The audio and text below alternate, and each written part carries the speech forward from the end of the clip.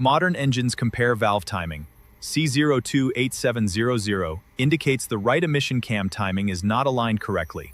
That mismatch can show up as rough idle, stalling, hesitation, poor economy, and emissions readiness problems. Here's the core idea. The module compares crank position to exhaust cam position and expects a precise relationship. In closed-loop control, the sensor reports where the cam is, while the computer commands where it should go. To move it, oil pressure is metered by a VVT solenoid into a cam phaser that advances or retards timing. If the cam doesn't reach the target fast enough or lands outside tolerance, the system flags C0287-00. Diagnostically, everything falls into three buckets. It can't sense correctly, can't command movement, or can't move mechanically. First bucket is sensing. Damaged wiring, poor connections, or a failing sensor can distort the cam signal. Second bucket is command. A sticking solenoid or dirty oil can slow hydraulic control and delay phaser response. Third bucket is mechanical. Chain stretch, worn guides, weak tensioners, or a phaser failure can shift cam to crank phase.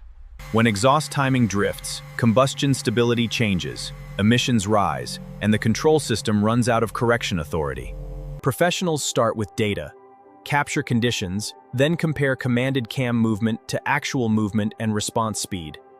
They also look for companion faults that point toward oil pressure issues, circuit integrity problems, or broader correlation errors. Next is electrical verification. Confirm clean power and ground, and a stable signal without dropouts or noise spikes.